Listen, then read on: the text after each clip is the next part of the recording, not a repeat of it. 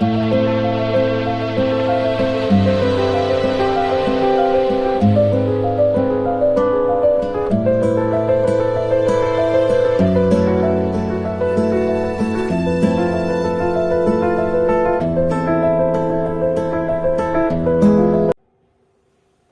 you guys, I haven't done a tarot reading in a while, and this case has really been calling me in, so I'm going to do my first ever true crime tarot reading. I'm going to go ahead and do this reading on the Idaho 4. So what I'm going to try to do is tap into the energies of the 4 victims and also the energy of the killer between these dates here. I'm going to use a combination of 2 decks, the Alice in Wonderland deck and also my Thoth deck. I've never done the combination, so it's going to be interesting to see how this works out.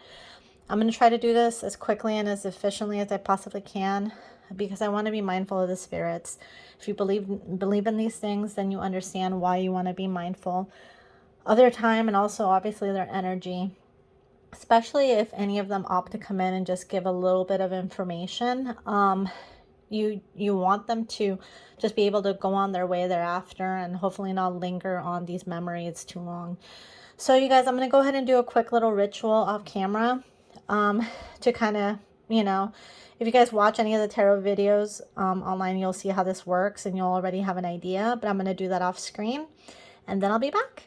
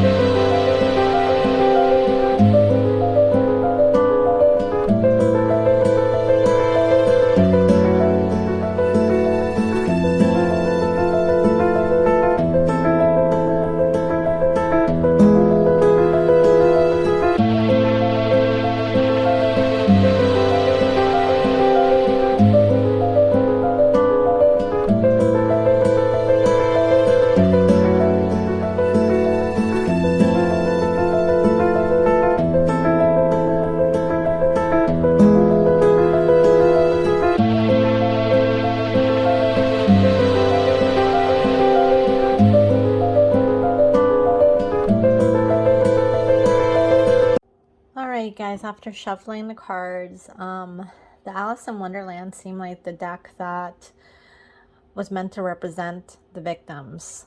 So this is what I pulled for each one of them. Ethan, Zena, Kaylee, and Madison.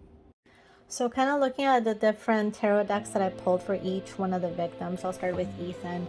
Ethan was very well connected to the people that he loved. He had a higher sense of self to those connections, and that's what the Hierophant represents. He was just very well connected with the people he loved, and he was very loyal to those he loved as well. He cherished the connections that he had in his life. That's Ethan. Zena, she came out as someone that just felt like she had a lot of new, fresh ideas. She had a lot of goals. She was excited about her future and where things were going.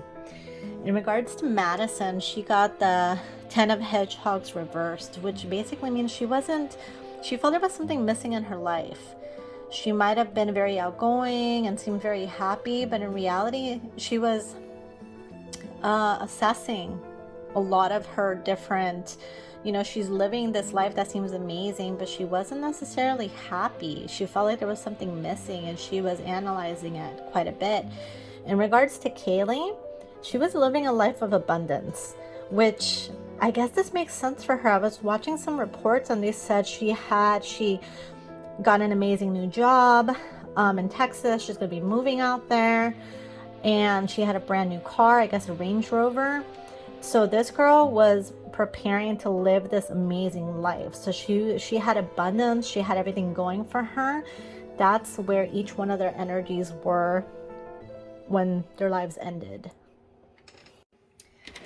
So we're gonna go ahead and take a look at the killer's energy in connection to each victim, how the killer might have viewed each victim prior to the killing. Was there anyone in particular that he was targeting, or was there something that upset him and set him off? When I said him, it feels like a guy. I doubt a woman can do this type of, you know, work on people. It's just so violent and everything. I don't see it. Even a woman on steroids, I don't see it, you guys.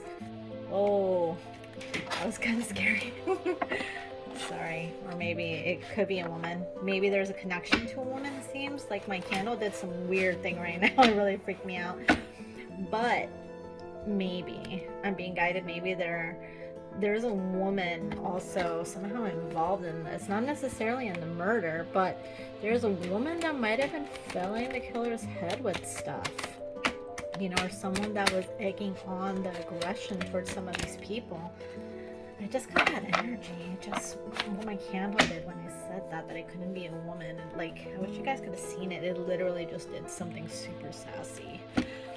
But yeah. So the killer's energy in regards to each victim, and I'm having a really hard time like shuffling these. Oh my gosh, it's like it doesn't want to communicate. Come on. Let's go. There we go. Alrighty, you guys. So let's start with Ethan. How does the killer feel about Ethan? How did the killer feel about Ethan before he killed him? How did the killer feel about Ethan before he killed him? Oh, that one's sticking out quite a bit. The Hermit reversed. Okay, how did he feel about Zaina before he killed her? How did he feel about Zaina before he killed her? How did the killer feel about Zaina? How did the killer feel about Zaina before he killed her? Okay, I didn't want to say anything right now. How did the killer feel about Zaina before he killed her?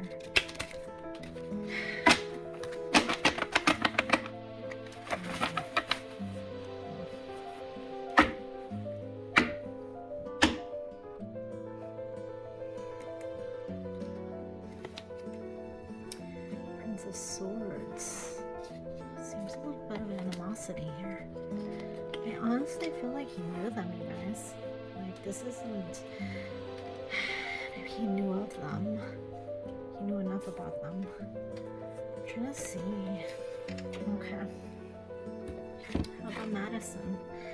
How did the killer feel about Madison?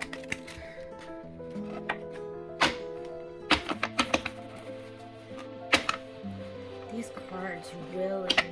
It's like...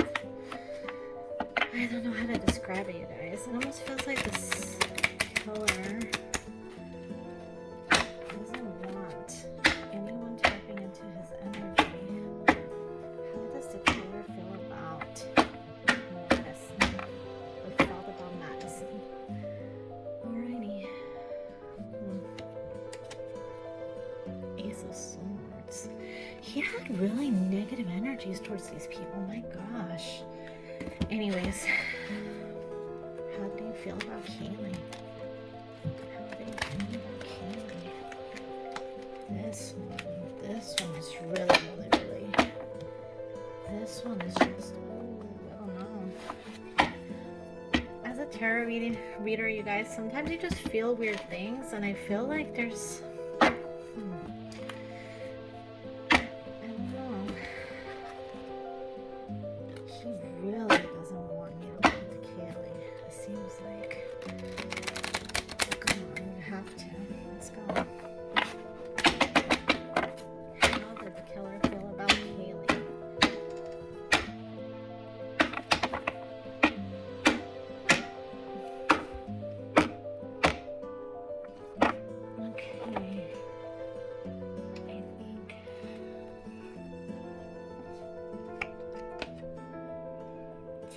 Pentacles reversed. All right, let me analyze this really quick. So you guys, earlier when I was shuffling the cards and I mentioned a woman, in a sense maybe egging on the person who ended up doing this crime in one way or another. I can't describe it, but my candle did a super like freaky little thing, and I don't know if the camera caught it. But it heavily suggests that there's a female that knows, or maybe she senses something, because she was maybe egging on some of these negative feelings from the killer. But anyways, I'll explain something additionally creepy happened. But anyways, I pulled some cards for the way the killer felt about the victims, and as I was putting the cards off to the side, this card fell out, the Hanged Man. And it's got a hella creepy meaning to it, and I'll explain it. Okay, you guys, as I was putting away the deck, this particular card fell out, which is the Hanged Man. The Hanged Man, what this represents according to the Thoth tarot deck description, it says, surrender to the darkness so you can be reborn. Sacrifice wealth and power to manifest your will. Discover a new way to bring your will into fulfillment. Surrender to the darkness. That kind of sticks out quite a bit. Overall take, you guys, from this, I have a feeling that he harbored resentment towards these people. He felt that Ethan thought he was better than him, so he was going to show Ethan a lesson. He felt that Kaylee was not reciprocating feelings towards him. He felt that Zaina, by being with Ethan, also looked down on him, and the murder of Ethan in front of Zaina basically just made him feel like the alpha, right? He's showing this girl how he took out her boyfriend so easily, and now there was nothing that she could do. He wasn't going to save her. She was going to be next. Like I said, I feel like Kaylee, he felt something towards Kaylee. There was a crush or something going on there. And like I said, I honestly think, based on the layout of these cards, that Madison was the last person that he killed. And he was already almost emotionally cracking at that point, and he was kind of hesitant about it, but then he decided to go through with it. I don't know if she woke up and heard something, or if she tried to intervene somehow, and then he's like, no, I gotta kill her. Or maybe she heard noises in Kaylee's room and went to check on her, and then at that point she was murdered. There wasn't anything that can be done. And then he ultimately felt that this was a reborn kind of thing, you know, he was being reborn by the crime he committed. And I think he's thriving in it right now, to be honest. He likes the attention. He likes the feeling that he overcame these people that he felt looked down on him. He taught them a lesson, and then he unburdened himself from unrequited, I can't even talk. He freed himself from someone that wouldn't love him back. That's basically it.